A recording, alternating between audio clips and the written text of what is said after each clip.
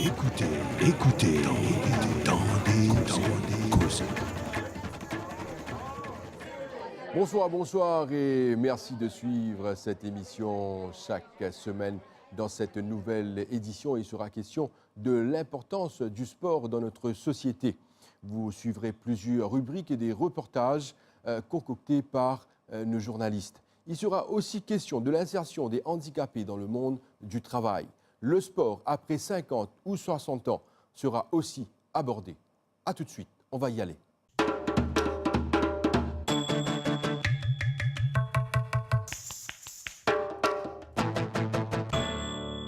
Notre invité du jour, c'est le directeur général du groupe City Sport, Dominique Filleul. Bonsoir. Bonsoir Josian. Merci d'avoir accepté notre invitation. Alors, quand on parle de business, Monsieur Filleul, vous êtes vous-même un directeur général, certainement vous êtes dans le secteur privé. Comment vont les affaires? Mais écoutez, on va dire que l'année 2018 a été correcte, ça s'est relativement bien passé. Ça a été une année en progression. Par contre, ce qui fait vraiment plaisir, c'est qu'aujourd'hui, on voit qu'il y a de l'engouement pour les matières techniques dans le sport. Ça veut dire qu'aujourd'hui, la société mauricienne achète de plus en plus de produits techniques, de bons produits pour pouvoir faire du sport en toute quiétude et surtout pouvoir préserver la structure du corps dans de longues années. On va parler beaucoup de sport aujourd'hui, sport à tous les niveaux. Mais seulement, avant d'y aller, Monsieur Filleul, il y a un aspect qui est important quand on parle aujourd'hui de l'employabilité, de l'emploi. Quelle est la situation? Combien de personnes emploient votre compagnie, le groupe City Sport, aujourd'hui, c'est 130 salariés, donc à travers l'île.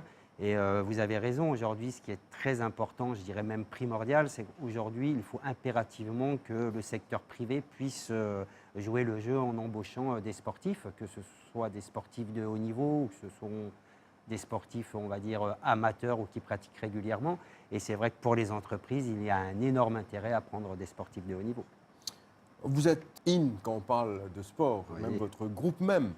Alors, on a pas mal d'échéances cette année dans plusieurs disciplines, mais quand on parle des Jeux des îles, qui sera comme si on peut dire la Coupe du Monde de la région, Exact. alors comment ça se passe? Quelle est votre implication un peu dans les Jeux des îles? Écoutez, mon implication est très importante puisque effectivement les Jeux des îles sont le rendez-vous incontournable, je dirais, du sport de l'océan Indien.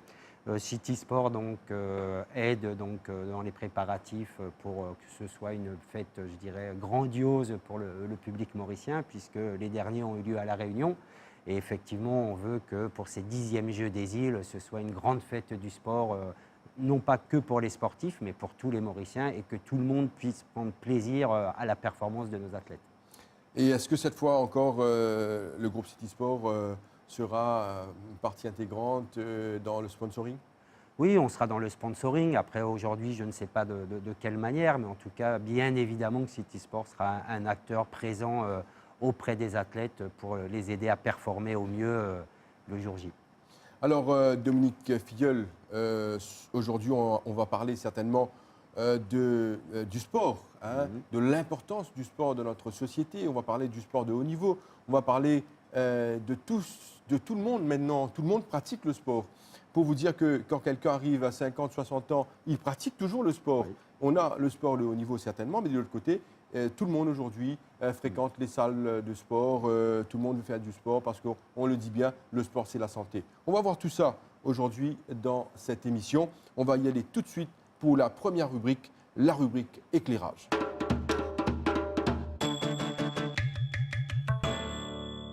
Pour cette première rubrique, on accueille Courtney Ramsamy. Courtney, bonsoir. Bonsoir. Donc oui, ce soir, on vient parler de sport, l'importance du sport en général dans différents secteurs.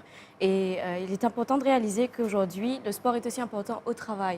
Donc, il y a plusieurs entreprises, par exemple, qui mettent des gyms sur place. Ça facilite la tâche pour les employés. Certains sont en mesure d'aller profiter de cette salle de sport pendant leurs heures de déjeuner. Donc, c'est une façon pour eux aussi de rester en bonne santé, de rester en forme surtout. Et quelque part, je pense que pour l'employé aussi, c'est mieux. On se sent bien quand on va travailler. Dans d'autres cas, même s'il n'y a pas de gym sur place, les employeurs permettent aux employés de sortir, d'aller faire des heures de sport ou même dans certains cas pour les sportifs, c'est des heures d'entraînement. Donc tout est mis en place pour faciliter la vie aux employés, on va dire. Et c'est aussi pour démontrer à quel point le sport c'est important aujourd'hui. Si on ne fait pas du sport, on ne reste pas en bonne santé, on ne reste pas en forme. Quelque part, ça se voit aussi, ça se reflète dans le travail. On sent la fatigue dans le travail. Et donc, c'est important de mettre l'emphase sur l'importance du sport au travail. Dominique Filleul, vous-même, vous travaillez beaucoup avec des sportifs, des employés qui sont des sportifs. Et qu'est-ce que ça fait d'avoir des employés qui sont des sportifs? C'est un grand intérêt pour l'entreprise, parce que généralement, ce sont des gens qui ont le goût de l'effort, ce sont des gens qui connaissent la performance, qui résistent beaucoup plus facilement au stress. Ce sont des gens qui vont chercher de la performance pour l'entreprise. Et ça, c'est vrai que pour un employeur, c'est aujourd'hui des collaborateurs très, très précieux. Et au sein du groupe City Sport, c'est vrai que j'axe énormément mon recrutement sur des sportifs soit de haut niveau ou des sportifs réguliers, parce que ce sont des gens généralement qui sont beaucoup plus performants que les autres. Et est-ce que vous encouragez d'autres entreprises à suivre le pas, c'est-à-dire d'encourager leurs employés à faire du sport? Oui, je crois que c'est vraiment très très important. Mon ancien métier, j'étais donc dans l'univers de la remise en forme en France.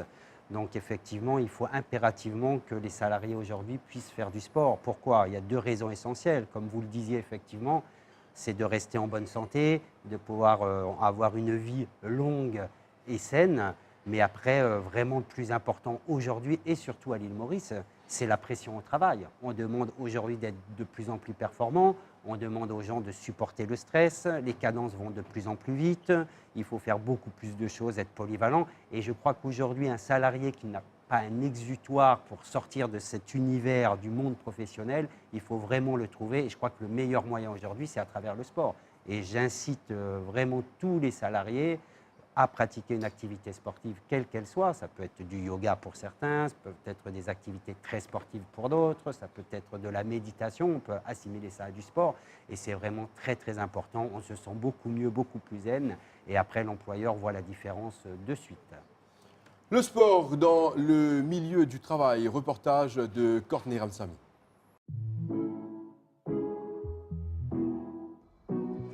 Le sport au travail est au centre de bien des discussions. Qu'il le fasse sur place ou ailleurs, l'employé reflète les bienfaits du sport qu'il pratique dans son métier. Une initiative parfois cruciale pour certaines entreprises qui affirment qu'un employé en forme et en bonne santé finit par être beaucoup plus productif. Alors que certains implémentent des gyms destinés aux salariés sur le lieu du travail, d'autres rendent les horaires plus flexibles afin de permettre à leurs équipes de sortir s'entraîner. Jérémy Létendrine est un jeune sportif qui travaille chez City Sport. Malgré son handicap, ce dernier travaille dur aux côtés de ses collègues. Avec Jérémy, il est très gentil, il aime parler, il aime rigoler. Comme tout le monde, on l'accueille comme il est. Il a des bonnes performances, comme vous voyez, c'est lui-même qui dresse les stores. Il nous aide parfois quand on n'arrive pas. Parce que moi, je suis nouvelle, je viens de rentrer, ça fait près de 9 mois que je suis là. Et il m'aide comme il peut. Et je pense que le sport contribue beaucoup par rapport à Jérémy. En dépit de la fatigue, Jérémy jongle entre boulot et entraînement sans se plaindre. Il fait preuve de détermination, un trait de caractère que tout sportif se doit d'avoir et qui lui permet aujourd'hui de briller dans son domaine. Le sport, ça nécessite beaucoup d'efforts, comme dans ce travail. On a beaucoup de choses à faire. Il lève des boîtes super lourdes malgré qu'il est autrement capable. Il fait le même travail que nous pour montrer aux autres aussi que tout le monde est égal dans la vie. Autrement capable comme quelqu'un de normal, on fait tous les mêmes choses. Si quelqu'un se met à râler à la maison, paresseux, il ne pourra pas travailler. Mais lui, il travaille, autrement capable. Sport, ça donne pour lui-même quelqu'un de plus grand que moi, je veux dire. Moi, je fais du sport, je suis quelqu'un de normal, mais parfois je viens râler au travail. Je suis fatigué. Mais lui, autrement capable, il vient travailler sans se plaindre. Il est important de prendre conscience de l'importance du sport au sein du travail. Ce n'est pas qu'un moyen d'être en forme, mais aussi un moyen de s'affirmer, de prendre confiance en soi et de se donner toutes les chances de réussir. Le sport dans le milieu du travail, Courtney Ramsamy, certainement nous avons un invité. Et pour faire d'une pierre deux coups, l'invité et aussi quelqu'un qui est handicapé, mais qui est sportif. Effectivement, donc nous avons avec nous Jérémy Létandrine, qui lui est un jeune sportif, tout du côté du handisport, donc il fait du basket fauteuil, et il est aussi employé au City Sport. Donc, est-ce qu'il est capable de dire nous comment ça passait pour toi du côté du basket fauteuil? Extrêmement bien parce que assez longtemps on fera et mon mari est content de ce qu'il m'a fait. Même des côtés de travail, tout ça, mon gars est bien facilité pour continuer le sport parce que avant il pas si facile pour moi. Mon petit travail, petit fait sport, mais 2 fois par semaine, physique assez solide pour continuer. Et par rapport à ton manager d'entraînement, est-ce qu'il te travaille facilite sa tâche-là? Oui, bien sûr, parce que 2 fois par semaine, je gagne mon banlieue pour moi aller et moi arrive à aller à l'entraînement aussi. Pour mon cave, toutes les semaines, je fais mon entraînement. Jérémy Létandrine, alors nous intéressons un peu à ta personne. Hein. Il est intéressant de savoir que tu sois aussi exactement quelle région de Maurice qui tu habites et depuis combien de temps tu fais du sport? Depuis en 2007, en 2008, et m'habite à Toukenik, qui assez longtemps, je fréquente ça centre-là. C'est pour ça que je commence à faire sport basket fauteuil aujourd'hui. Mais je suis bien content. Et qui a un palmarès, qui a une réussite qui te le fait dans ton sport? J'ai déjà parti avec l'équipe, Kobo, Madagascar et même Réunion. Là, on a une compétition le 14 février à La Réunion. Et puis on entraîne beaucoup plus que 2 fois par semaine, qui est assez solide. Alors, Jérémy, toi, tu pratiques le handisport, hein, c'est-à-dire tu es handicapé. Est-ce qu'il est handicapé de naissance? Oui, De naissance? oui. Et ce qui est intéressant avec Jérémy, hein, nous trouvons dans le reportage, Jérémy, c'est un garçon qui est très mobile, très actif, il travaille. Moi, franchement, te dire, comme on ne voit aucun handicap. Hein, tu as évolué comme un garçon tout à fait normal. C'est ça qui est intéressant. Hein. D'ailleurs, ton employeur, il est là, qui a un peu performance, Jérémy, pas dans le sport, mais dans le travail. Et dans le travail, Jérémy, c'est quelqu'un de très appliqué, c'est quelqu'un qui arrive généralement toujours à l'heure, c'est quelqu'un qui connaît les cadences et le besoin d'être performant. Malgré son handicap, Jérémy, comme vous le disiez justement, Josian, on a l'impression qu'il fonctionne comme une autre personne totalement valide.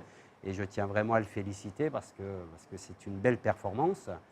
Et ensuite, ce qui est important, c'est que Jérémy, il court partout. Donc, Jérémy, souvent, je lui dis, mais Jérémy, comment tu peux aller là? C'est pas possible. Okay. Et en fin de compte, Jérémy est toujours là, toujours présent, toujours de bonne humeur, avec le sourire. Et je pense que c'est un excellent exemple pour les autres collaborateurs de pouvoir avoir Jérémy à leur côté. Jérémy, on va voir les choses en face. Très souvent, on voit des personnes handicapées dans la société. On voit certaines personnes qui ne travaillent pas, d'autres malheureusement qui mendient même dans les rues. Quel est le message que tu as pour Bandimoun qui est invalide, qui est handicapé? Quel est le message? Normalement, toujours, nous avons tous à faire. Mais si vraiment vous êtes trapplamé, Bandimoun, montrez aux autres qui chemin vous prend. Et toujours avec le sport, comme ça, vous n'êtes pas pour down. Je n'ai pas pour penser, même si j'étais handicapé, même si j'étais un problème, nous pouvons vivre pareil comme tout le monde dans la société. Et en tant que sportif par rapport au handisport, est-ce que tu penses que la société peut mettre suffisamment support aux sportifs de handisport? Est-ce qu'ils ont une valeur qu'ils ont méritée? Est-ce qu'il y a quoi de sa valeur là? Oui, il y a des fois qui nous avons beaucoup de difficultés. Vers pour les sponsors, tout ça, il n'est pas vraiment facile, mais c'est mon coup de coûte. J'essaie de faire tout pour nous faire du sport pareil comme tout le monde. Et en tant que sportif, les Jeux des îles, qu'est-ce que ça dit à toi? Et d'ailleurs, j'ai déjà eu l'occasion pour participer, mais vu que je peux faire l'athlétisme avant, 1500 mètres fauteuil, mais là, je arrêté, mais je suis intéressé, c'est remettre moi sur les rails pour continuer. Des bonnes chances à tout Bandimoun, hein, tout bon athlète qui participe dans le Jeu des îles. Alors, Dominique Filleul, l'autre aspect également qui est important quand on cause le handisport, c'est tellement les handicapés.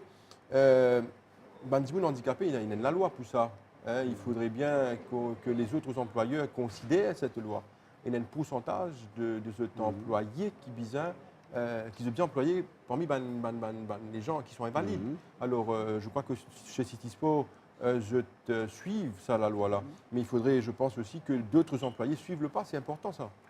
Oui, je crois que c'est pas important, c'est primordial parce qu'aujourd'hui, une société moderne ne peut pas fonctionner en laissant des gens sur le bas-côté.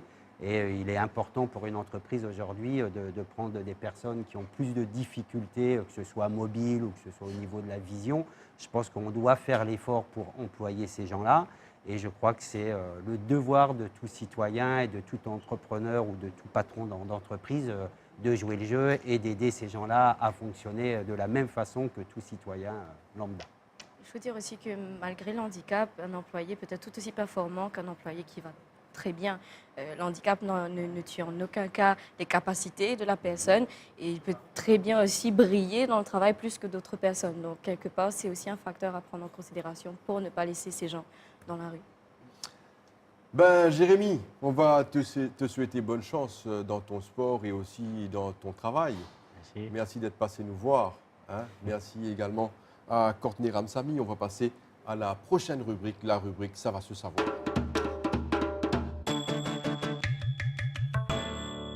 Il y a beaucoup de situations où les femmes se font agresser dans notre société, mais ce ne sera plus le cas dans un peu de temps, parce qu'il y a maintenant le self-defense. Les femmes apprennent à se battre, Dominique Filleul. Oui, effectivement, je dirais malheureusement. Malheureusement, nous sommes dans une société où l'on voit de plus en plus de choses qui ne sont pas très agréables à subir. Et je crois qu'aujourd'hui, oui, les femmes ont besoin de se défendre, d'apprendre à se défendre. Et je pense que c'est une très bonne chose. Adrien Valère, qu'est-ce que vous nous présentez aujourd'hui? Aujourd'hui, je vais vous présenter la femme et le sport de combat. Donc, self-defense, boxe féminine ou encore jiu-jitsu. Les femmes peuvent choisir le sport de combat qui leur convient. Donc, les femmes subissent souvent des agressions, donc c'est pour cela qu'elles s'engagent à prendre des cours pour pouvoir se défendre. L'idée selon laquelle la femme serait faible, sans défense, n'a plus lieu d'être en 2019. Donc ça, il faut le dire. Donc, c'est pour cela que nous faisons cette rubrique aujourd'hui. Le self-defense, comment les femmes apprennent à se battre, reportage de Adrien Valère.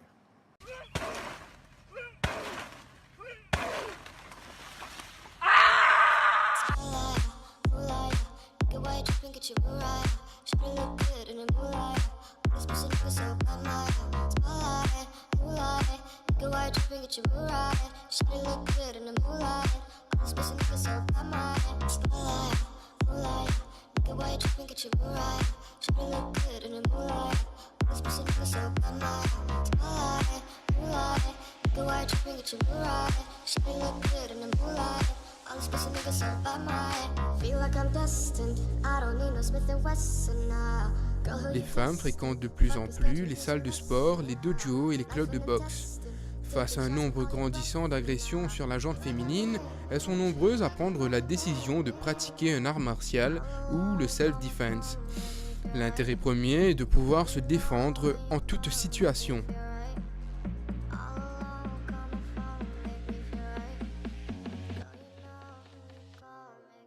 Jeff, un coach de boxe et de self-defense, donne des cours à un groupe constitué en majeure partie de femmes. Elles utilisent techniques et doctrines mises en place par le coach à chaque session pour appréhender tous les cas possibles d'agression.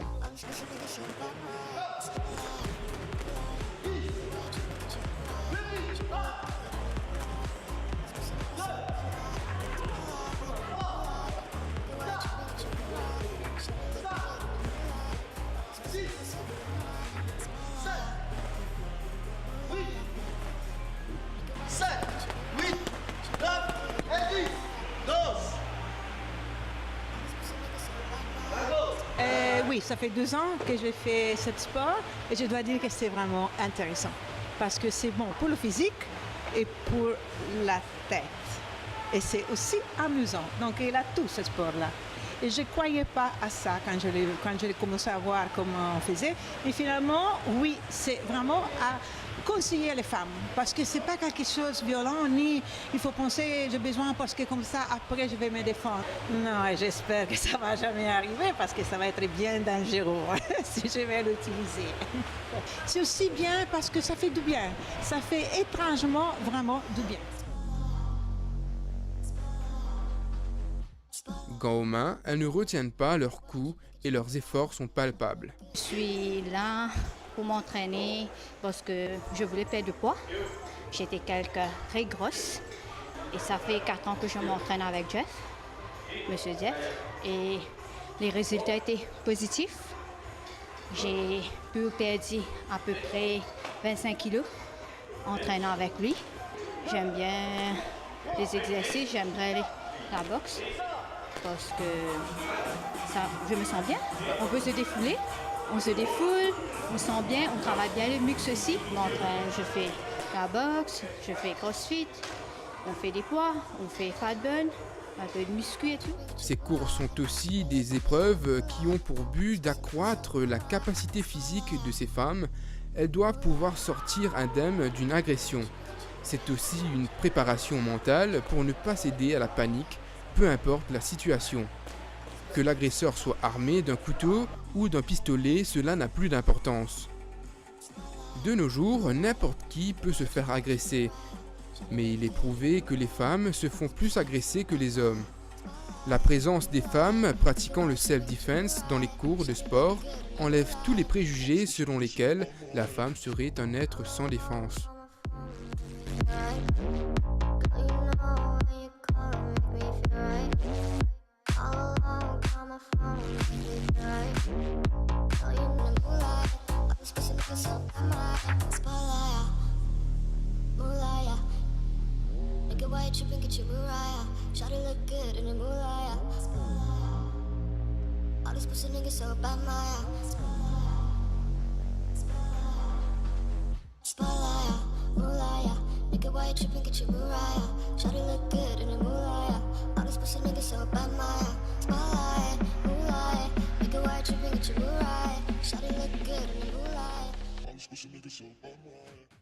Alors, il y a des situations où je pense, Dominique Filleul, les hommes aussi devraient apprendre à se battre. Il y a des hommes aussi qui se font agresser par les femmes. Il faut bien le dire. Hein. Ce n'est pas la situation, ce n'est pas l'inverse qui est vrai, mais il y a ces situations-là aussi qui existent, mais c'est moins rapporté chez les flics. Ça, il faut le dire. Oui, je pense que c'est marginal. Effectivement, je pense que c'est délicat d'aller dire qu'on s'est fait agresser par une dame, et je pense que ça arrive, et quelquefois, ce serait bien de le mettre en avant aussi. Adrien Valère, vous avez un invité. Oui, alors aujourd'hui j'ai avec moi Jeff Etiennette. Donc Jeff Etiennette est un professeur, un coach sportif au Riverland Club. Donc Jeff, est-ce que vous pouvez nous dire aujourd'hui pourquoi est-ce que la femme s'entraîne et veut se défendre? Moi, je pense que la femme veut s'entraîner et veut se défendre aussi, pour être plus sûre aussi dans la rue, et se mettre en forme, et surtout pour se défendre. Et là, comme vous voyez maintenant, une société pas bien, et les femmes, ils veulent s'entraîner pour être plus sûres, confiants et en bonne forme aussi. Les femmes s'entraînent comment? Les femmes viennent s'entraîner en embocade à Cambie-la-Croisette, à Riverland, et là-bas on fait tout. Et les dames, normalement, ils viennent faire du personnel training. Et du personnel training, on fait du fitness et surtout de self-défense. Point-pied, la boxe. Et là-bas, on fait la boxe et on fait une combinaison de boxe et du fitness. Nous avons aussi avec nous aujourd'hui Isabelle William. À Maurice, vous avez choisi de prendre des cours de self-defense. Pourquoi avez-vous choisi de prendre des cours d'autodéfense? J'ai choisi de faire du self-defense pour avoir confiance en moi et pouvoir me défendre en cas de nécessité.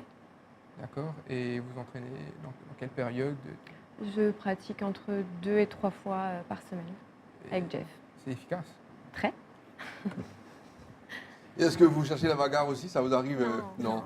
Pas trop. Vous ne pouvez pas essayer de voir si ça peut marcher? Non. Si le coup de poing est un peu lourd ou non? Non. Est-ce que vous vous êtes déjà battu? Non. Pas encore? Je suis sage. Ah, ok.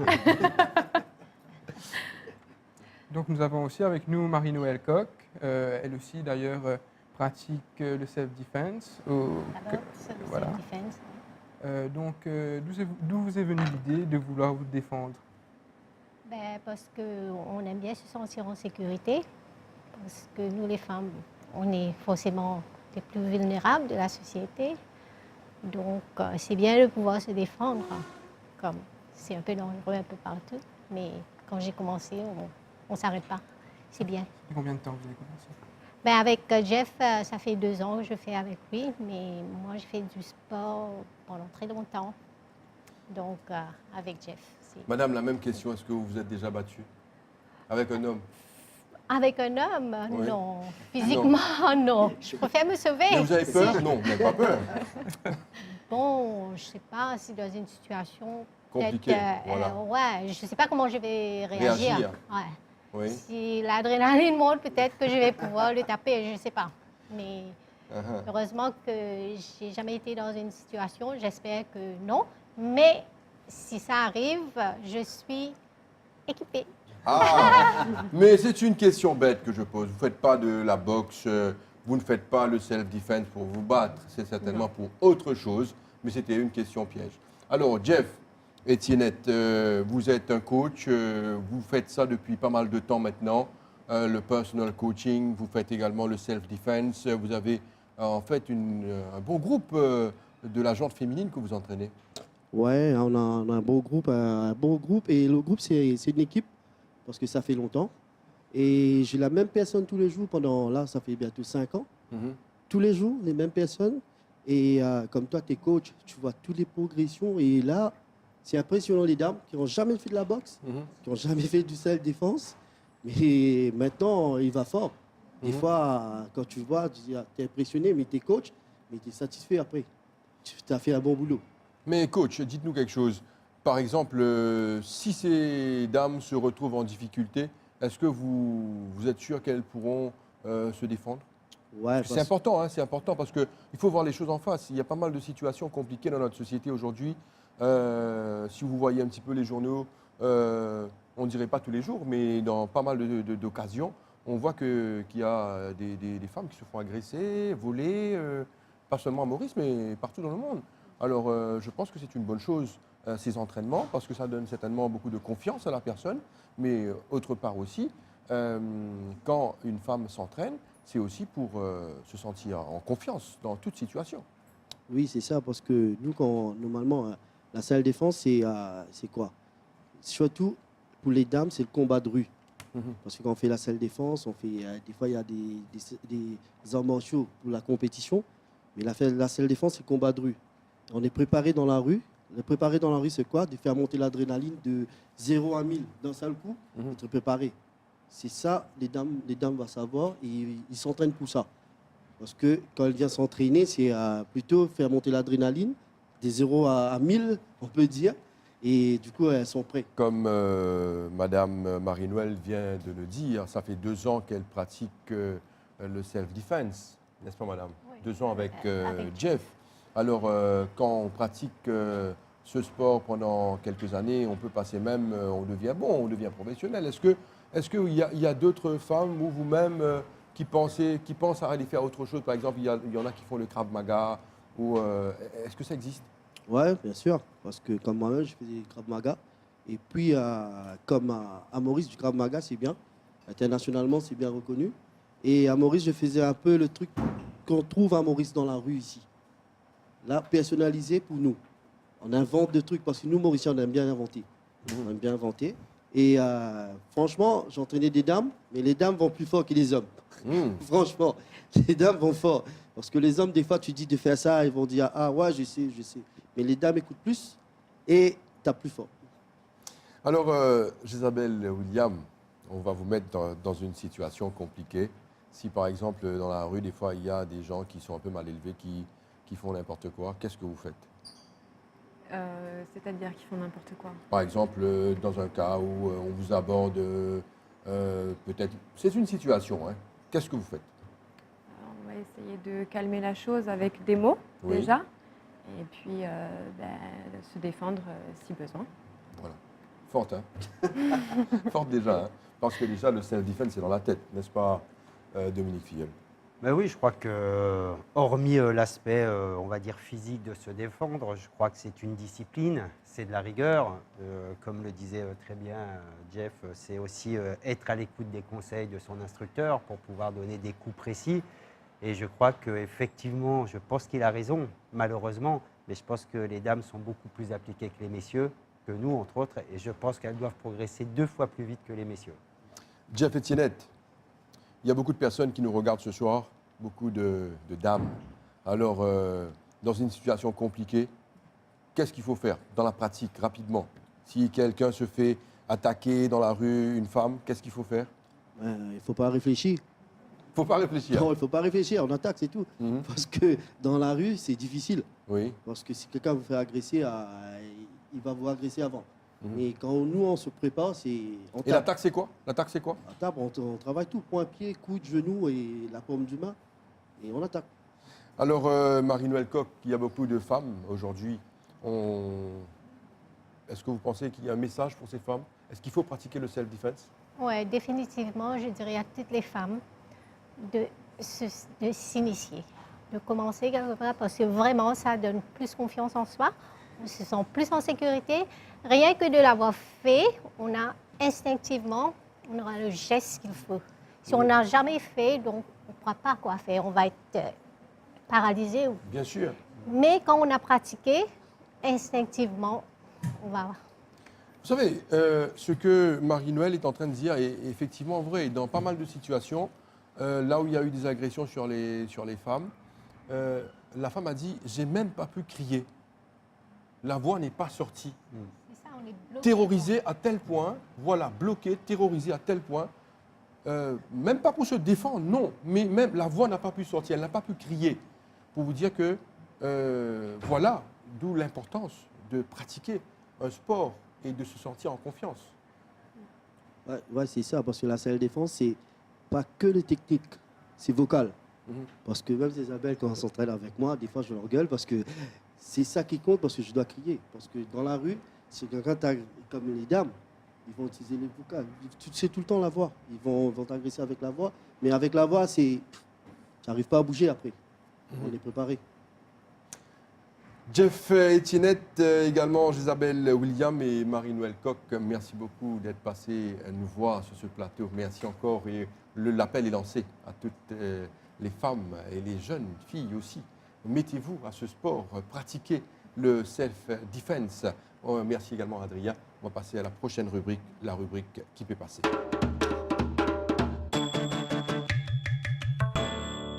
On va continuer à parler de sport, mais cette fois, c'est la pratique du sport après 50 ans, voire même 60 ans, avec Sean Dove. Sean, bonsoir. Bonsoir.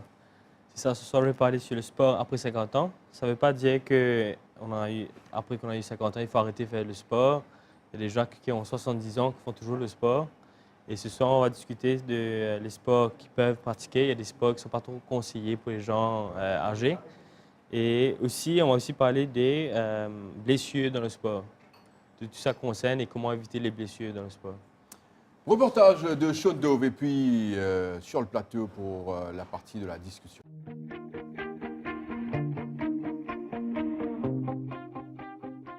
Nombreux sportifs sont victimes de blessures sur plusieurs parties du corps. Beaucoup de sportifs, certains de haut niveau, ont dû arrêter le sport à cause des blessures. Les genoux, surtout les ligaments, demeurent les parties qui sont très souvent affectées. Elle est causée par une utilisation excessive, un déséquilibre musculaire et des étirements inadéquats. Les symptômes comprennent une douleur sous ou autour de la rotule ou une douleur en marchant. Des foulures à la cheville sont aussi fréquentes. Une cheville foulée se développe lorsque le pied se tord, roule ou se tourne au-delà de ses mouvements normaux. Si le mouvement est trop appuyé, les ligaments peuvent se déchirer. Les symptômes comprennent la douleur et la difficulté à bouger la cheville, un gonflement autour de la cheville et des bleus. Nous avons discuté avec le Dr Philippe Sobran, chirurgien orthopédique qui travaille à Welkin et qui opère les patients sportifs et non sportifs.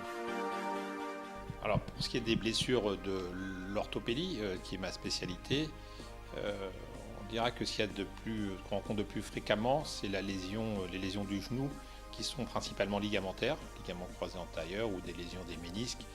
étant les petits chocs absorbeurs qu'il y a dans le genou. Après, vous avez les lésions qui touchent l'épaule. Donc, pour les patients qui sont un peu laxes et qui pratiquent des sports de lancer ou de l'armée du bras, où on a l'épaule qui peut se disloquer ou être plus instable et entraîner des épaules douloureuses. Nous avons également assez fréquemment répandu les épicondylites, enfin ce qu'on appelle le tennis elbow. C'est la douleur sur le coude, c'est une tendinite des tendons épicondyliens lors de pratiques sportives du tennis ou autres. Également pour le golf, et c'est plus sur dedans l'épitrocléite. Dans tous les sports qui sont pratiqués, où il y a de la course, des appuis, de la glisse, le genou est soumis à une traumatologie ou à des chocs, qu'ils soient directs ou indirects, qui font que les lésions ligamentaires sont assez fréquemment retrouvées dans, on va dire, tous les sports contact, pivot contact, football, rugby, mais même la course et les sports de glisse, ou les sports comme le judo, le jiu-jitsu, le mécanisme. C'est un mouvement de torsion indirect, le pied est bloqué, le corps tourne autour, ou alors on lance le pied dans le vide pour frapper dans le ballon, on le rate et là le ligament croisé subit une tension extrême. Ce sont les mécanismes les plus fréquemment retrouvés. Il se sent un peu instable, douloureux, surtout très douloureux sur le moment. Et au bout de 4-5 jours, 10 jours, 15 jours, selon, la douleur s'estompe parce que l'œdème s'en va, l'hématome à l'intérieur du genou se résorbe. Et par contre persiste le maître symptôme, le symptôme le plus important, l'instabilité. Qu'est-ce que c'est l'instabilité? C'est l'impression que le patient a le genou qui est giving away, qui bouge, qui lâche. Et il n'a pas confiance. Le patient n'a plus confiance dans son genou. Dès qu'il est sur un terrain un peu accidenté, sur la plage, il pose le pied, il veut tourner un petit peu, il sent le genou qui bouge. C'est fugace, c'est une sensation un peu désagréable d'un genou qui n'est pas stable du tout et qui empêche la pratique des sports de pivot. Les traitements, au tout début, d'abord, premièrement, il n'y a jamais d'urgence. Quand on parle que du ligament croisé antérieur isolé qui est rompu, parce qu'on a des lésions du genou où il y a une grande, un traumatisme important, on peut avoir d'autres lésions et là, ça peut être... mais ce sont des cas très rares. La plupart du temps, il n'y a pas de traitement obligatoire en urgence, non. Je parle de chirurgie. Alors bien entendu, les traitements, c'est repos, de la glace, une immobilisation au départ si c'est douloureux, puis après rapidement, au contraire, on va essayer de mobiliser le genou pour éviter qu'il ne s'enraidisse. Donc c'est le physiothérapeute qui intervient, le kiné, c'est le médecin du sport, tout un ensemble de personnes qui entourent le sportif et qui doivent essayer de l'amener à gérer son problème en phase aiguë. Il n'y a pas d'urgence, que le traitement il doit d'abord être médical, kinésithérapeute qui doit travailler les muscles tout autour avec le patient, essayer de stabiliser, et ce n'est qu'en cas d'échec de tout cela, ça arrive bien entendu, bien souvent malheureusement, mais ce n'est qu'en cas d'échec d'un traitement médical et kiné bien conduit qu'on s'orientera vers la chirurgie. C'est une chirurgie qui demande une technicité, une connaissance. Alors on fait ça sous arthroscopie depuis déjà bien longtemps. Donc l'arthroscopie, c'est voir dans le genou avec une petite caméra. Donc on fait 2 petites incisions, on rentre avec une caméra et par le trou on rentre des instruments. Et on va refaire un nouveau ligament. Alors on ne le répare pas, il n'est pas réparable. Donc on fait une greffe. Et on prend des tendons du voisinage. La chose qu'il faut quand même faire, c'est pratiquer un sport en ayant une bonne connaissance de son sport ou une bonne musculature qui va vous protéger. Parce que c'est vrai que si vous n'êtes pas protégé sur le plan musculaire, votre ligament peut être amené à subir une charge importante. Un footballeur qui s'est blessé au genou témoigne. J'ai pris un tacle dans mon genou gauche et de suite ça avait enflé, j'avais très mal. Et le truc qui m'a choqué à ce moment-là, c'était vraiment, ça fait un gros son, ça pac. Et je savais que quelque chose n'était pas normal avec mon genou. Après, à partir de ça, je suis parti à la maison, j'ai mis des glaçons et tout, j'ai élevé ma jambe. Une fois que l'inflammation était partie, je suis parti voir un physiothérapeute qui m'a donné des exercices à faire pour renforcer mon genou et les muscles autour. Mais malgré ça, j'avais tout le temps mon genou qui était instable. À chaque fois que je commençais à accélérer ou que je sprintais, mon genou me lâchait complètement. Je changeais de direction, ça me lâchait. Donc je savais que c'était pas quelque chose qui allait se guérir par lui-même. À ce moment-là, j'ai sollicité l'aide d'un spécialiste, Dr Soubran, et il m'a refait mon genou. Et après un mois, j'étais un mois sur les béquilles, et après un mois, j'ai commencé à marcher et j'ai recommencé la rééducation un peu plus approfondie. J'ai recommencé la musculation et maintenant mon genou est OK. Les conseils que je peux donner, c'est par exemple, il ne faut pas penser qu'on est invincible. Parce que souvent quand tu pars dans les sports de contact, tu as une mentalité d'un guerrier, quoi. Tu vois, tu as envie de rentrer dans tous les tacles, tu as envie de casser la baraque carrément. Mais personne n'est invincible, tout le monde a un breaking point. Donc il faut savoir quelle est sa limite. Les médecins conseillent les échauffements et les étirements avant et après une activité physique. Les blessures peuvent survenir à tout moment et il faut savoir comment traiter correctement pour que cela ne reproduise pas. Dominique Filleul, quand on parle de sport, certainement, il y a beaucoup de blessures aussi qui entrent en jeu, n'est-ce pas? Mais oui, effectivement. Donc la pratique sportive, qu'elle soit intense ou peu intense, il y a effectivement un facteur risque. Je crois qu'après, on peut réduire ces risques-là si effectivement on respecte quelques règles de bonne intelligence et qu'effectivement on n'essaye pas d'aller au-delà de ces limites quand on n'est pas préparé. Shondo, vous avez un invité. Ce soir avec nous, nous avons M. Jeff. Jeff Etiennette qui était donc avec nous tout à l'heure là avec la rubrique pour les coachs, pour les dames, et il reste avec nous sur ce plateau donc pour cette rubrique. Alors là, on va parler de ces personnes qui pratiquent le sport après 50 ans, voire 60 ans, voire plus même. Alors Jeff, vous qui êtes un coach, dites-nous, est-ce que vous avez des adeptes de sport de 50 à monter? Oui, bien sûr. On a des adeptes de 50 à monter, ils sont là tous les jours. Mais ils s'entraînent bien. Et moi, je vois, ils sont plus performants que les jeunes aussi. Et ils poussent bien. Et du coup, comme Dominique a dit, des fois, on doit avoir des bons équipements aussi pour s'entraîner, surtout les sports intensifs, surtout pour les pieds. Des bonnes pompes aussi, ça compte. Parce que si on n'a pas des bonnes bases, on risque de se faire mal. Comme nous, les coachs, des fois, on se fait mal. Mais après, avec le temps, on connaît aussi un peu. On prend bien, il faudra bien corriger les techniques aussi. Surtout les techniques pour faire bien le sport.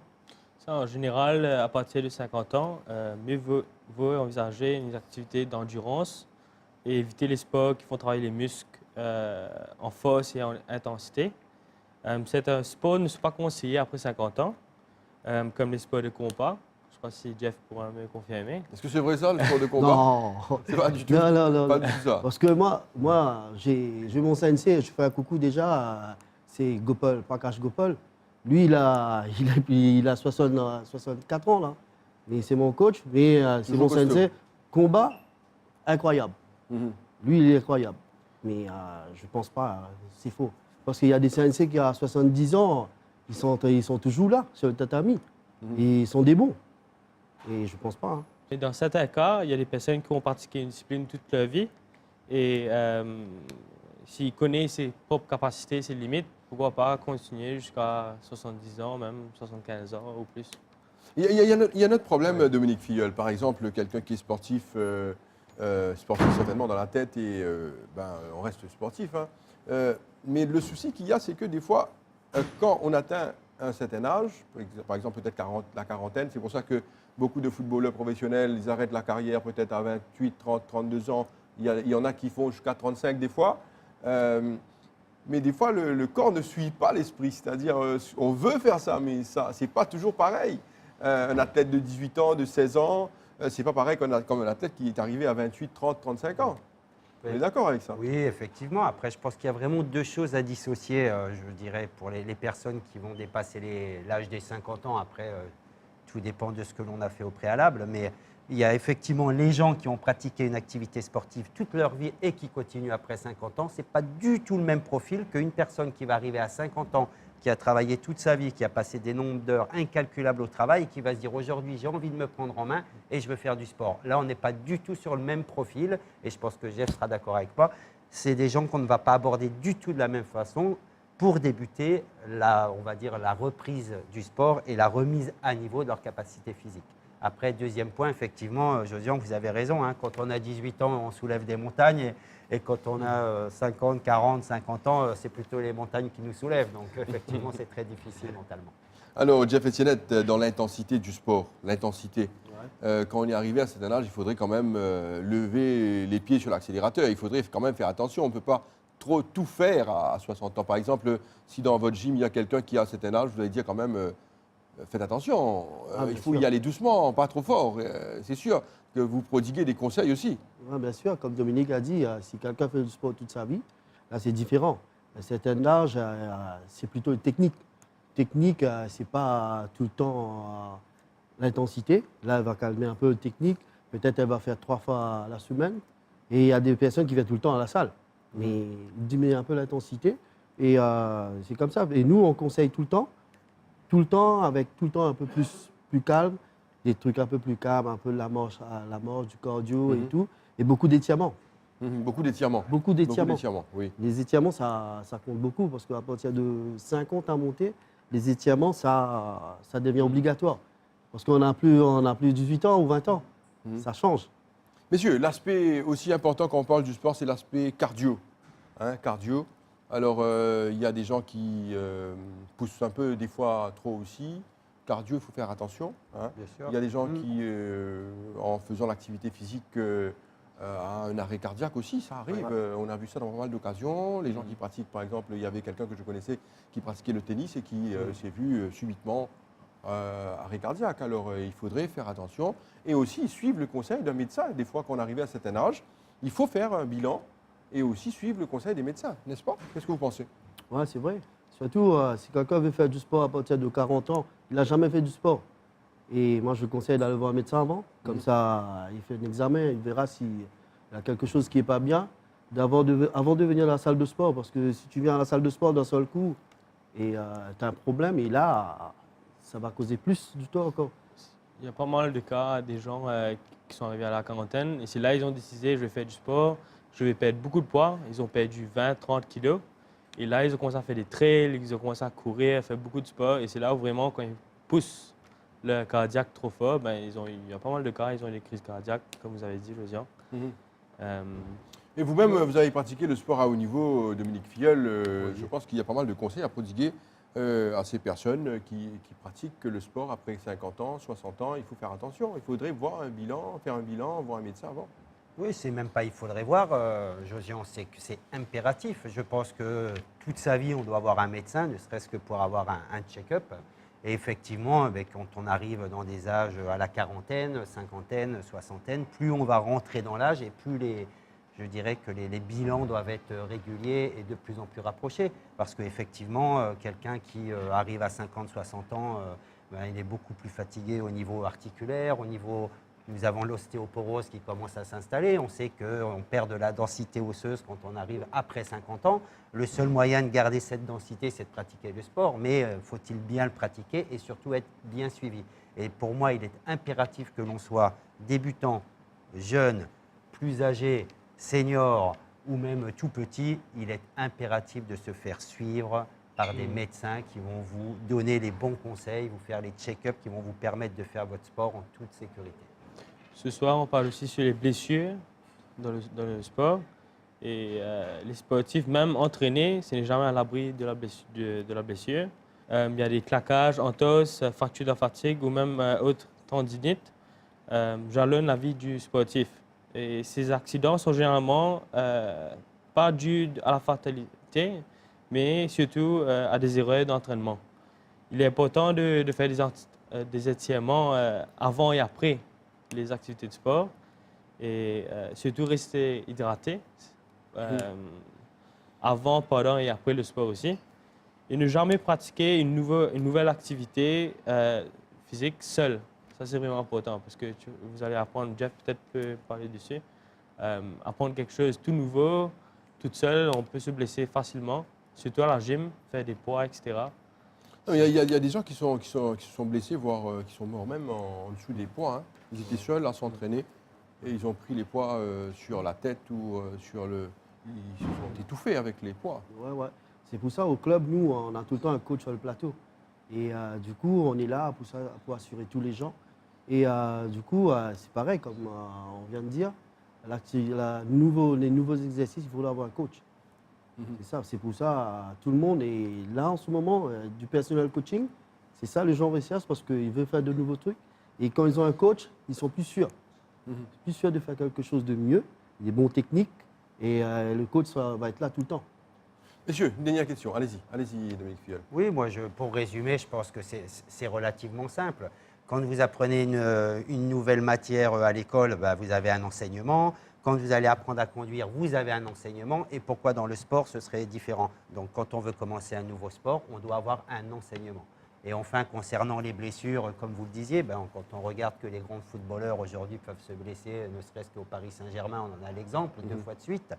Je crois que ça fait partie intégrante du sport. C'est qu'il y a tellement d'éléments qui rentrent en compte, la diététique, le sommeil, l'intensité. Donc effectivement, il y a énormément de facteurs externes qui vont permettre soit de se blesser ou pas de se blesser. Et ça demande beaucoup de rigueur. Après, il y a le sport loisir et après, il y a le sport de haut niveau ou pour moi, le sport de très haut niveau qui sont des facteurs complètement différents sur la pratique. Messieurs, on parle de sport 50 ans à monter. Alors, qu'est-ce que vous pensez de la marche? De la marche, messieurs, la marche.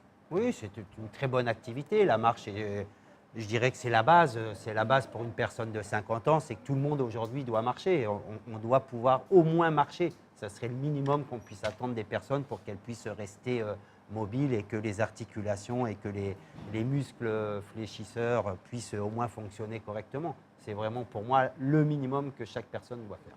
La marche? Oui, c'est bien. Comme Dominique a dit, les personnes qui veulent faire du sport à partir de 50 ans, la marche, c'est bien. Combien d'heures, peut-être? À la marche, normalement, vous commencez tout doucement, à, disons, 20 minutes, et graduellement, pendant une semaine après, 25. À chaque fois, 5 jours, vous montez un peu 5 minutes. Comme ça, vous allez voir l'intensité. Jusqu'à 1 heure peut-être, 1 heure de marche par jour, ça peut être une bonne chose. Oui, on a même des gens qui après se passionnent pour la randonnée ou pour la marche et qui vont faire des 10, 15 km, excusez-moi, à leur rythme.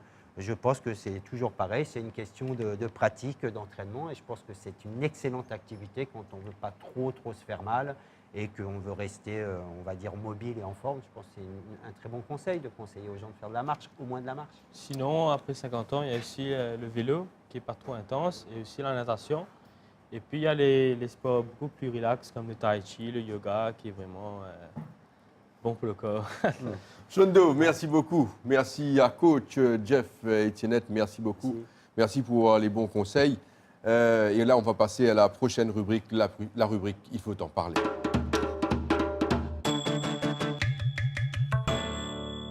Le sport toujours, on va parler du sport pratiqué à haut niveau et aussi du sport études. Anna Sommen, bonsoir. Bonsoir Josian. Donc, pour un jeune sportif qui montre très tôt de bonnes aptitudes, pouvant le conduire à haut niveau, il se retrouve très vite confronté à des choix de vie importants pour mener à bien le double projet. Parfois obligé très tôt de quitter le cocon familial pour intégrer un pôle sport, le jeune apprend vite à être autonome. Donc, c'est-à-dire pour aller à des compétitions à l'étranger et tout. Et s'il arrive tant bien que mal à concilier les études et le sport, le système dans lequel il est plongé lui impose un timing extrêmement serré. 2 à 3 entraînements par jour, les compétitions le week-end, les stages de préparation pendant les vacances. Que reste-t-il de son univers d'ado et de jeune adulte? Voilà. C'est ce qu'on va voir tout de suite avec Anna Sommen, le sport-études, le sport de haut niveau. Ganesha a 17 ans et est une sportive de haut niveau. Depuis cette année, ses entraînements ont doublé et elle a accumulé plus de 13 heures de badminton par semaine. Le quotidien de Ganesha n'est pas de tout repos. Ce matin, comme tous les jours, une journée remplie l'attend au collège. Cette fois-ci, pas de tenue de badminton. On la retrouve sur le banc de l'école. Je connais Ganesha depuis 5 ans et nous entraînons ensemble depuis 5 ans. Là, nous entraînons en équipe nationale et il y a une fille qui conjugue le sport et ses études. Et il travaille extra bien. Il gagne 2 ans de cela, je fais comme 5. Il gagne extra bon résultat. Et toujours, je fais aussi la mi-temps en même temps. Et là, nous, on a un jeu des îles en Juliette. Et il peut faire ses études en même temps. Et puis, il peut faire l'entraînement. Il peut faire l'entraînement le matin, puis l'après-midi. Et il y a un bon exemple pour Maurice pour montrer qu'il peut faire études et sport en même temps. Gérer les études et le sport est difficile, mais pas impossible.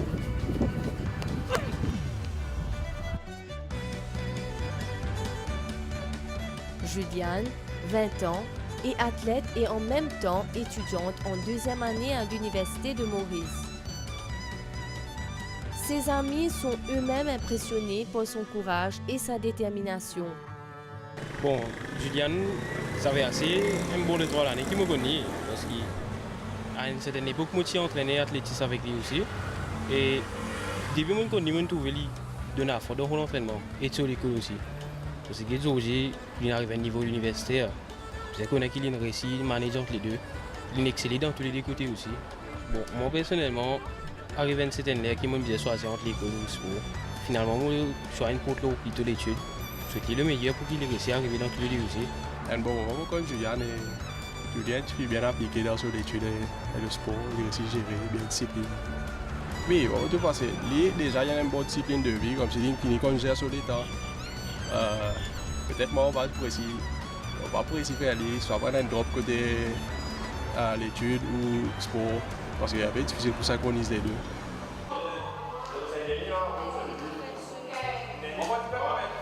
Ces deux sportifs participeront toutes deux aux Jeux des îles de l'océan Indien 2019, au mois de juillet prochain, qui se tiendront à l'île Maurice. Leur objectif, c'est de surtout faire honneur à leur pays, que ce soit dans les études ou en sport.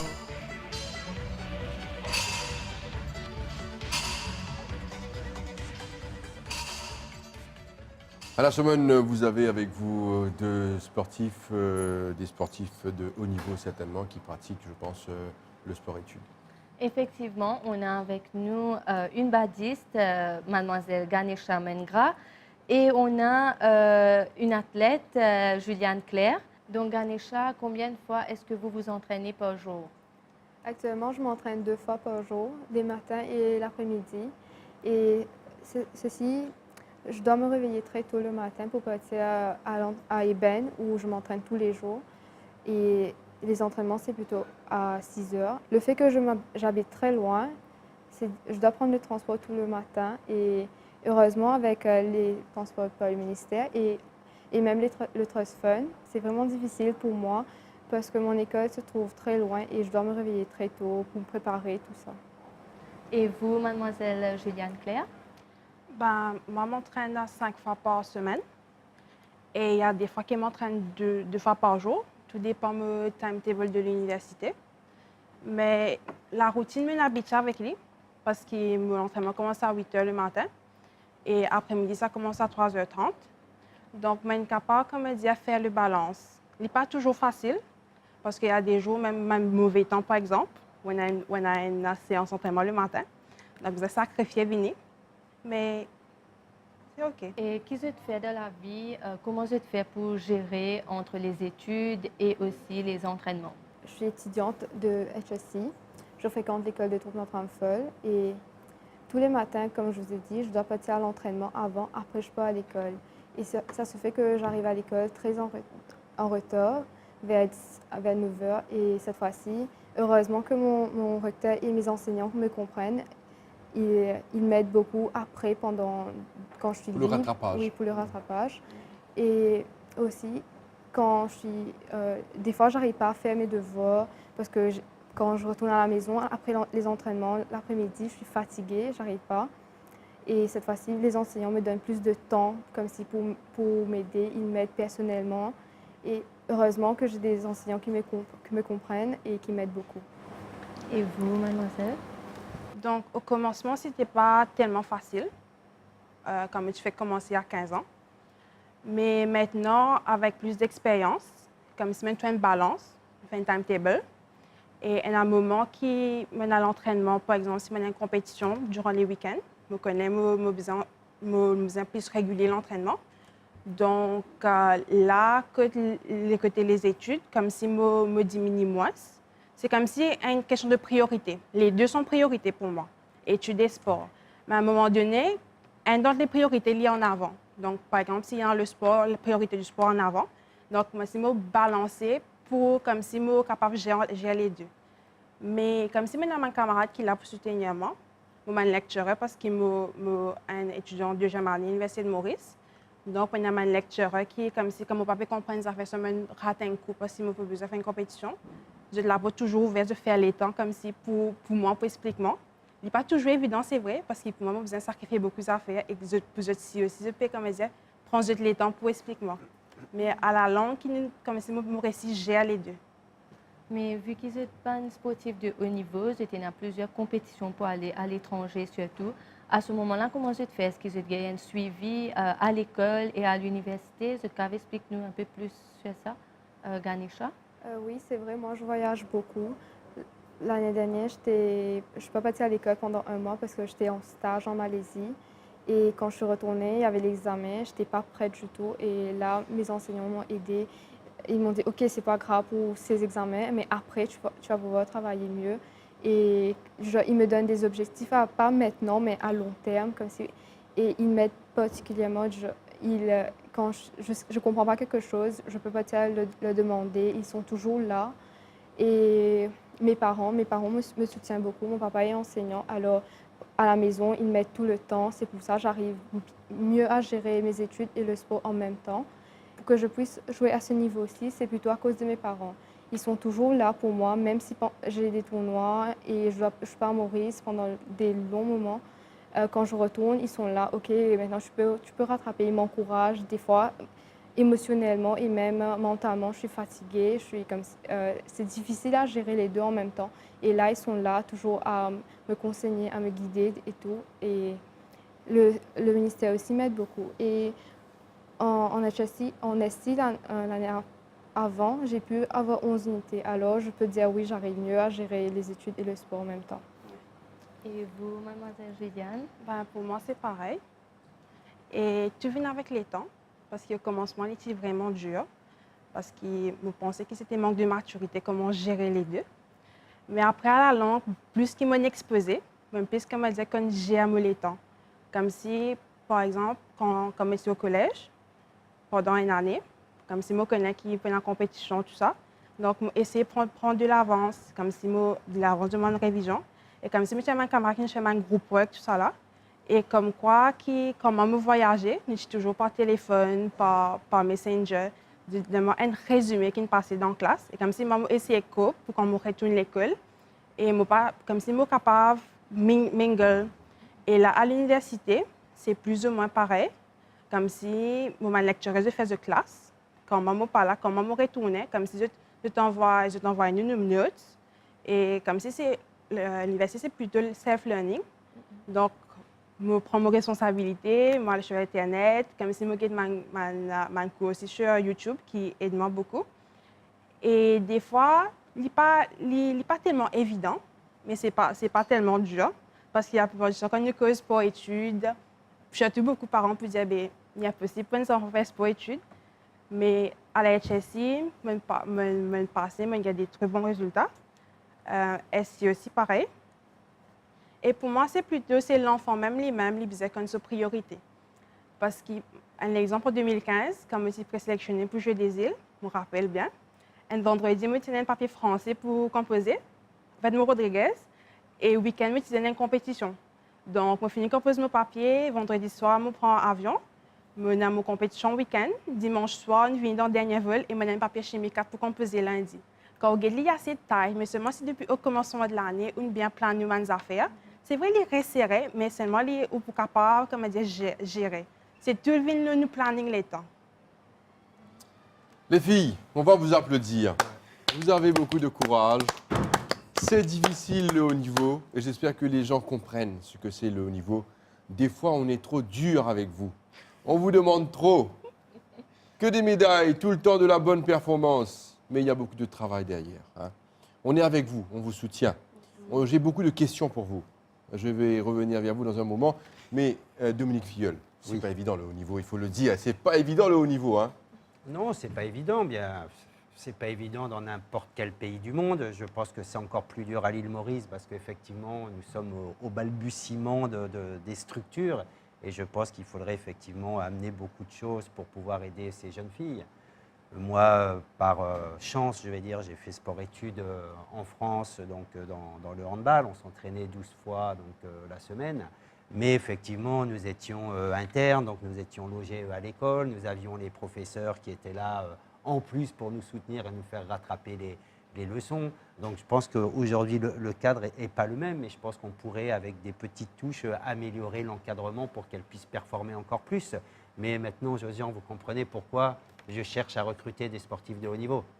On en a l'exemple ici même. Ce sont des gens qui s'adaptent bien, qui sont effectivement des gens qui vont persévérer et qui ne vont rien lâcher. Et dans le milieu de l'entreprise, ce sont des gens comme ça que l'on recherche aujourd'hui. Juliane Claire et également Ganesha Mengra. La première question que j'ai pour vous, est-ce que vous allez nous apporter une médaille d'or pour les Jeux des îles? Oui, effectivement, je fais de mon mieux pour apporter une médaille d'or. Et vous, mademoiselle? Non, je travaille dessus. Très, très bien. Alors là, on est encouragés. Hein. C'est que vous ne travaillez pas pour rien. Vous allez nous apporter, on veut que 10 médailles d'or pour les Jeux des îles. Ça, c'est clair. C'est sûr qu'on vous demande trop, mais on n'a pas le choix. Hein, on doit remporter ces Jeux des îles, mais c'est avec vous qu'on va remporter ces Jeux des îles. Et vous êtes déjà présélectionné et vous travaillez dur. Alors, on comprend la situation de Ganesha Mengra. Ce n'est pas évident de se réveiller très tôt le matin, de prendre le transport, d'aller à ses entraînements et par la suite d'être en retard à l'école, des fois de se faire gronder même. Oui. Ce n'est pas évident, mais c'est la vie que vous avez choisie. Et je pense que ce qui est plus important, c'est d'avoir de bons résultats. Déjà, vous avez bien travaillé pour la Forme 5 et là, vous attaquez votre HSI et on vous souhaite bonne chance pour ça. Hein. Vous allez réussir dans vos études et dans le sport aussi. Hein. Vous êtes déterminé, n'est-ce pas? Oui. Hein, et vous avez l'encadrement de la famille. D'ailleurs, on félicite votre famille qui vous encadre et vos enseignants aussi. Hein, à l'école, donc, SSS, Doupnatramfol. Hein, on salue ces profs qui comprennent le projet sport-études. Et ce n'est pas tout le monde qui comprenne ça. Hein. C'est pas tout le monde, il faut le dire, c'est pas tout le monde qui comprenne ça. Oui. On salue ces gens-là. C'est vrai, c'est marginal même, je dirais aujourd'hui. Les enseignants qui vont aider le jeune sportif après leurs heures de travail ou pendant, je tiens à les saluer parce qu'aujourd'hui, c'est impératif pour qu'on puisse combiner la double réussite. Parce que généralement, on réussit soit dans le sport, soit dans les études. Mais il y a beaucoup d'exemples aujourd'hui où on réussit dans les deux. Et généralement, ça va de pair parce qu'un sportif de haut niveau est capable de se battre pour réussir à avoir un examen. C'est la même chose, c'est exactement la même chose. Ça demande des heures de travail, des heures de répétition. Et je crois que tout est lié. Et moi, dans l'exemple que je vois aujourd'hui ici, parce que je n'avais pas la chance de les connaître, c'est qu'elles sont relativement jeunes et qu'aujourd'hui, c'est l'avenir. Et on a un problème de société, Josiane, c'est qu'il faut inciter nos jeunes Mauriciens à pratiquer le sport. Et s'ils veulent faire du sport de haut niveau, on a ici deux exemples de jeunes qui peuvent réussir et dans les études et dans le sport. Et j'encourage vraiment tous les jeunes à pratiquer un sport. Par exemple, Ganesha Mengra, la petite demoiselle qui est là, c'est pas n'importe qui. Hein. Non. Elle a un beau palmarès déjà. Allez, dites-nous ce que vous avez fait. Alors, je suis deuxième au niveau d'Afrique junior. L'année dernière, je suis partie aux Jeux d'Afrique où on a perdu en finale contre l'Algérie. Mais c'était une bonne expérience et je compte apprendre de cela et travailler pour devenir champion d'Afrique pour la suite. C'est très très bien. Et de votre côté, Juliane Claire? Je vais faire mon premier Jeu des îles en 2015, qui l'a même sorti 5e. Et je suis championne de ma catégorie cadet junior et senior aussi l'an dernier.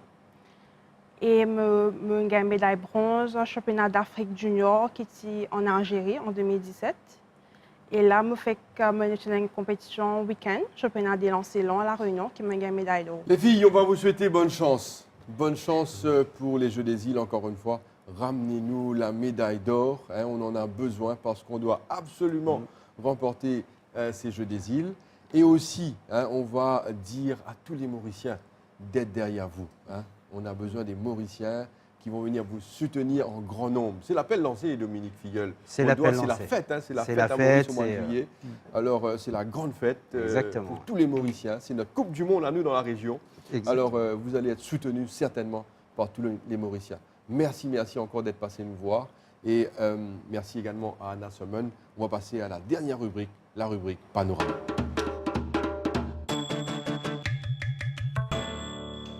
Il y a plusieurs fléaux dans notre société, malheureusement, il faut le dire ainsi. Et très souvent, nos jeunes sont touchés par ces fléaux. Comment faire pour qu'ils s'en sortent? Graziella Carver, vous avez certainement la raison et vous avez une solution à tout ça. Alors vous serez d'accord avec moi que la situation, quand on parle des jeunes aujourd'hui, devient très compliquée parce qu'ils sont de plus en plus liés aux problèmes de drogue, au crime et à la violence. Donc aujourd'hui, le sport est devenu un outil justement pour prévenir la délinquance juvénile. Donc nous avons plusieurs coachs, plusieurs enseignants et plusieurs autres professionnels qui sont dévoués à cette cause. Donc ils travaillent d'arrache-pied avec nos jeunes pour justement les mettre à l'écart de ces problèmes. Donc voilà ce dont nous allons parler aujourd'hui. Bien sûr, alors Dominique Filleul, il faut le dire, hein, il faut en parler. Dans notre société aujourd'hui, on a pas mal de fléaux et très souvent les jeunes sont touchés par ces fléaux. Et un des moyens de s'en sortir, c'est à travers le sport. Mais il faudrait donner l'encadrement nécessaire à ces jeunes pour qu'ils arrivent à pratiquer le sport. Parce que très souvent, on dit qu'il ne faut pas faire ça, mais que faire à la place? Vous avez raison, Josiane, je crois que comme toute société qui évolue, on a les mêmes travers. Et effectivement, la jeunesse aujourd'hui est un petit peu en perdition pour certains. Il faut impérativement leur amener des outils, comme vous l'avez dit. Mais pour manier un outil, faut-il apprendre à le manier? Donc ça demande effectivement de l'encadrement, des structures qui aujourd'hui sont certainement pas assez nombreuses, même si on voit aujourd'hui qu'il y a des actions qui sont mises en place.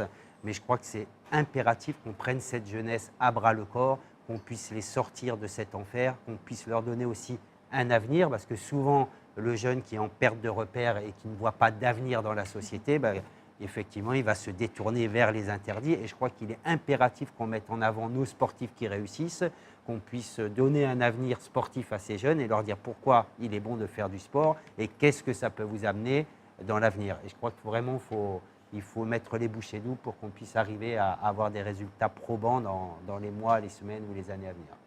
Il y a certains quartiers, malheureusement, on dirait pauvres, défavorisés, où il y a beaucoup de fléaux aussi. Et heureusement qu'il y a des ONG, des gens qui font le social pour encadrer ces jeunes dans ces milieux. Oui, effectivement, nous, au niveau de la compagnie, on est très impliqués dans les quartiers, on va dire, défavorisés ou un petit peu plus difficiles. Bien que je n'aime pas ce mot-là, mais effectivement, souvent on se rend compte d'ailleurs que ces jeunes sont brillants dans le sport. Généralement, ce sont les meilleurs athlètes, les meilleurs sportifs. Pourquoi? Parce que ce sont des jeunes qui sont souvent longtemps dans la rue, qui vont galoper régulièrement, qui vont jouer au ballon régulièrement, et ils ont des aptitudes sportives qui sont certainement plus développées que d'autres enfants. Autant aller les chercher pour en faire de futurs champions, et quand bien même s'ils ne veulent pas devenir champions, en tout cas, de les amener dans cet état d'esprit de solidarité du sport et que ça puisse les désengager de la mauvaise route. Combattre les fléaux à travers le sport, reportage de Graziella Carver. Utiliser le sport pour combattre les fléaux sociaux, c'est l'objectif de plusieurs travailleurs sociaux pour donner un sens à la vie des jeunes qui sont très souvent tentés par de mauvaises habitudes. ONG et travailleurs sociaux regroupent des jeunes de différentes localités pour la pratique d'une discipline sportive, afin de combler ce manque d'objectivité et d'activité saine. Ici, à Rosebel, c'est Denis Arlanda qui prend l'initiative d'aider et d'encadrer son entourage. C'est sur le toit de sa propre maison qu'il décide, avec le soutien de sa famille ainsi que ses amis, de construire un endroit pour entraîner les jeunes de sa localité à la boxe. Sa principale motivation est de sortir les jeunes de la drogue. Vu qu'il est un ancien boxeur, Moi et mon collègue Sylvain Mazil et un des camarades, on a décidé de nous faire des affaires pour capable de banzen là. Et nous, si nous voyons encouragement pour les banzen là, depuis les parents aussi, les parents bien encouragent les banzen. Ici dans le quartier, nous avons un bon élément qui représente Maurice dans le passé. Moi, ce qui me raconte banzen, je suis capable de faire les bons choix dans la vie. Parce qu'il me connaît dans sa affaire là et puis dans l'avenir. Mais si je choisis à côté, je besoin d'un loisir. Soit à côté sport, soit à côté la musique, soit besoin d'un loisir de la vie. Je suis capable de combattre contre ce bande qui se joue de là, c'est ça, là. On fait ça que vient monté par 3 camarades, un camarade Hollanda, un camarade Madil et un camarade Padip Duben. Les là, on a une approche moi, pour donner un coup de main. Et comme membre de la fédération, il y a une plus. Nous sommes capables de prendre toute l'idée, pour être là-haut, nous sommes capables de débattre ça là-bas. Bon, les enfants là, sont toujours bien motivés depuis nous monter à club là. Des jours en jour depuis 15 élèves. Il accueille là une cinquantaine d'enfants et d'adolescents à l'école de boxe de Bethléem. C'est sous la supervision de Sylvain Madil, ex-champion d'Afrique junior, que les cadets débutent leur entraînement. Entre étirements et mini-combats, ces petits boxeurs en herbe apprennent le respect et la discipline.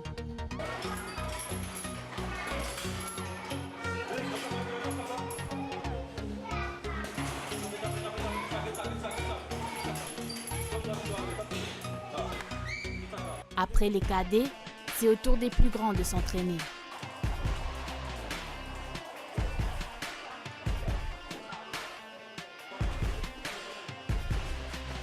Eux se sont déjà fixé l'objectif d'être boxeurs professionnels. Je suis choisi pour faire la boxe parce que moi, mes parents aussi sont boxeurs auparavant. Et moi, c'est encouragement. Je vais continuer ce que nous avons arrêté, nous devons continuer pareil. Et ce qui plus motive moi venir ici, c'est que nous tous ensemble, mais qui met avant, moi, du monde qui est tranquille, mais dès que je viens là, je l'espoir dans tout ce que je fais. Ça aide moi, c'est encouragement. C'est même un collègue dans mon pas du monde qui est ici. Je fais ça ici qui me défie moi. Tout commence Marie simple, il y a du monde, mais il y a beaucoup de monde qui est drogué au fait. Et ben là, il commence à arrêter ça, à faire des l'entraînement, d'autres envie de boxer, ils ont montré qu'il y en a dans ce. Et ben là, fait arrêter de pas, tu trouve ça ici surtout. Et mon mari content qu'il va arrêter de droguer pour venir pour entraîner. Quand on fait la boxe, ça fait moi parti entraîne. Tu fais la boxe avant, en UBCM, mais je ne sais pas. La boxe, c'est une discipline. Dans l'avenir, quand tu grandis, quand tu as une discipline à boxe, mais à part ça, j'ai envie de devenir un grand boxeur, pareil pour moi. On fait plusieurs compétitions, c'est dehors, Rodrigue, La Réunion. Moi, j'ai le championnat du monde à la Russie en 2017. Après, moi, j'ai envie de passer un message pour tout le monde qui ne pas servi, comment dire, je rentre dans un mauvais fléau, comment dire, un fléau de la drogue, l'autre, concentre sur un petit sport, même pas la boxe, même pas football, spaghetti, n'importe un sport, pour distraire, je ne pas rentrer dans un fléau. Le sport est définitivement un frein au comportement déviant, agressif ou délinquant. Gracila Carver, vous avez un invité. Oui, en effet. Donc, Aldo Farla, quelqu'un qu'on ne présente plus. Donc, expliquez-nous ce que vous faites à votre niveau pour justement écarter les jeunes de la délinquance juvénile. Bonsoir à tous. Depuis novembre de l'année dernière, après mon 3e sacre, j'ai décidé de faire quelque chose pour les jeunes. Donc, comment? Je me suis servi de ma notoriété pour toucher le public en général, pour pouvoir venir en aide à ces jeunes, les encadrer, etc. Donc, on a commencé par une collecte de nutrition, parce que j'avais fait une visite et j'avais bien compris qu'ils n'étaient pas... En fait, ils n'avaient pas la nutrition voulue pour pouvoir progresser sainement dans le sport. Donc moi, le désir que j'avais, c'était par exemple commencer par quelque chose. Donc les offrir à la gym, 1-2 fois par semaine. La gym est toujours ouverte pour eux, hein, mais malheureusement, ils peuvent venir 1 fois par semaine. Donc, et ensuite, après la collecte de nutrition, est venue la gym. Donc maintenant, ils viennent 1-2 fois par semaine, 2 fois que je paie l'aval. Donc j'essaie tant bien que mal de les aider, de les encadrer d'une certaine façon. Et je pense que le sport est une des meilleures façons de les encadrer. Et comment ça se passe jusque-là? Est-ce que vous trouvez une amélioration par rapport à leur comportement, peut-être? Je ne les suis pas de très près. Je ne peux pas trop me prononcer à ce sujet. Mais ce que je peux vous dire, c'est qu'ils sont très prônes, ils ont envie de progresser, ils ont envie de connaître le monde du sport. Donc, ils se donnent à 100% quand ils sont en gym. Mais ailleurs, je pense qu'ils commencent à me texter, me demander des conseils, etc. Donc, c'est bon signe. C'est bon signe. Dominique Filleul, est-ce que vous connaissez Aldo Farla? Oui, très bien. Comment ça? Écoutez, je suis en partie sponsor donc de Aldo et de ses performances, de ses très très belles performances. Donc on a appris à se connaître et c'est vrai que c'est quelqu'un d'attachant et je souligne son parcours exceptionnel réalisé ces dernières années. Alors Aldo Farla, que vous connaissez, qui a passé dans notre émission il y a peut-être un mois. Aldo Farla qui est donc sacré Mr Universe hein, l'année dernière. L'année dernière. Hein.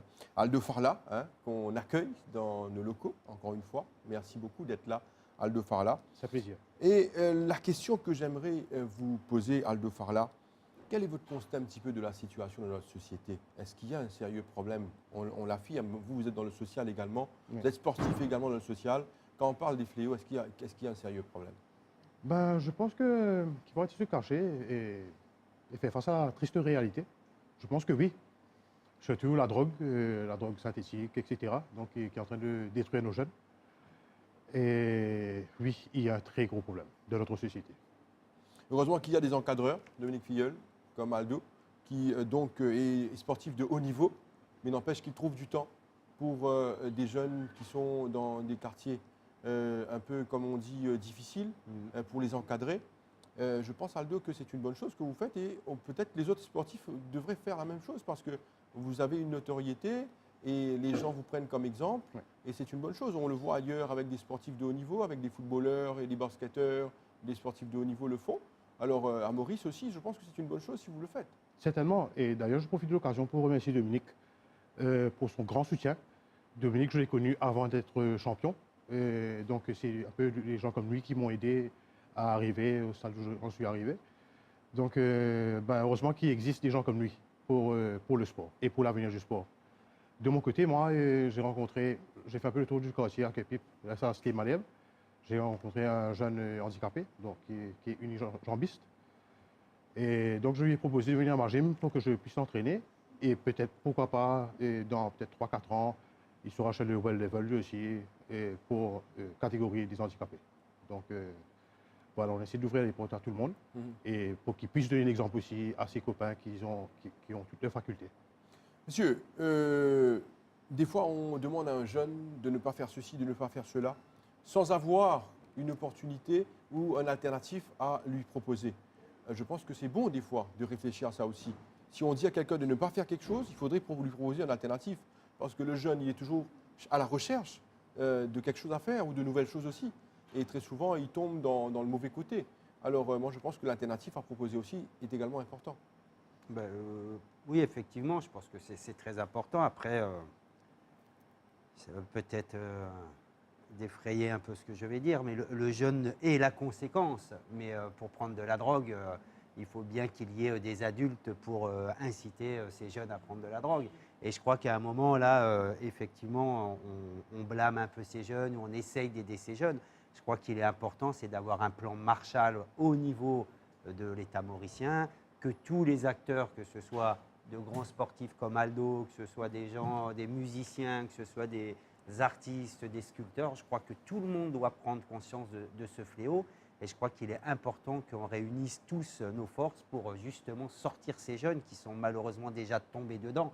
Et on sait que c'est très très difficile de sortir un jeune qui est tombé dans la drogue. Donc je crois que vraiment il faut que toutes les bonnes volontés, le bénévolat se mettent en route et qu'on puisse effectivement tous aller de l'avant pour extraire ces jeunes qui sont tombés dans ce fléau. Aldo Farla, le fléau est là. L'alternative, certainement, un des alternatives, c'est le sport. Est-ce que vous avez un message pour nos jeunes? Bien évidemment. Moi, j'ai touché un peu à l'alcool, etc. Donc, je connais un peu de quoi il s'agit. D'être alcoolique, même je pense que pour les droguer, c'est peut-être pire. Et de sortir de cet environnement, parce que c'est pas sain, on n'est pas soi-même, on n'a pas de facultés, on ne peut pas réfléchir. On devient même inhumain quand on regarde même les vidéos des drogués, etc. Donc, je pense qu'il faudrait songer à faire du sport. Et pour revenir au point qu'on vient de discuter, je pense qu'il faudrait que les jeunes aient une motivation. Donc, je sais que quelque part, nous avons plein de talents dans les cités, par exemple. Et par exemple, les incentives, si tu gagnes une compétition, tu auras un steak de temps, etc. Donc, je pense que les parents même vont inciter leurs enfants à aller de l'avant. Parce que, de jour, les parents défavorisés, etc., se disent, ils s'en foutent, parce qu'ils n'ont même pas de quoi à se nourrir eux-mêmes. Et quand ils voient leurs enfants s'engager dans ce genre de fléau, même à des deals, etc., donc pour eux, ce n'est pas un problème, parce qu'il y a une rentrée d'argent. Et pourquoi pas essayer de faire cette rentrée d'argent pour les jeunes dans le sport, en les récompensant pour ce qu'ils méritent, pour ce qu'ils valent, au fait. Donc je pense que c'est assez important. Aldo Falla, merci beaucoup d'être passé nous voir. C'est un plaisir. C'est un plaisir et certainement continuer ce travail parce qu'il y a un souci sérieux. Bien sûr. Mais heureusement qu'il y a des gens de bonne volonté qui veulent aider ces jeunes à s'en sortir. Merci encore Aldo Falla. Merci à Grazila Carver. Restez avec nous. On va terminer l'émission avec Monsieur Filleul. Alors voilà, on a vu pas mal de situations dans cette émission aujourd'hui, Dominique Filleul. On a parlé certainement là de l'intégration des jeunes dans la société à travers le sport. On a vu l'importance du sport dans le travail. Également, ce qu'on a vu, c'est comment les personnes handicapées s'insèrent dans le monde du travail. On a vu d'autres sujets, certainement. Alors, je vous laisse le mot de la fin. Merci. Donc, effectivement, je pense qu'on a essayé de voir les différents aspects. Le mot de la fin, je pense qu'il peut être très simple. C'est encourageant tout le monde, quel que soit l'âge, la catégorie socio-professionnelle. Il faut vraiment que tout le monde pratique une activité sportive. C'est essentiel dans notre monde actuel. Alors, Dominique Filleul, on est d'accord, tout le monde, que le sport est tellement important dans notre société, pour les gens de tout âge. Voilà, le message est passé. Merci beaucoup à vous qui nous suivez chaque semaine. Restez et continuez à nous regarder. Merci et bonne soirée.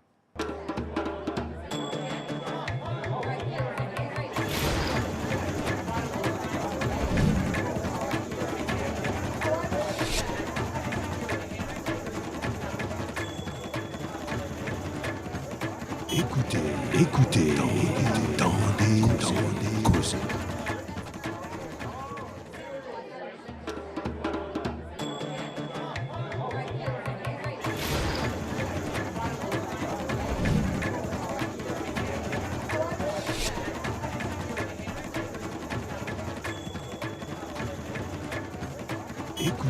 Écoutez, tendez, causes.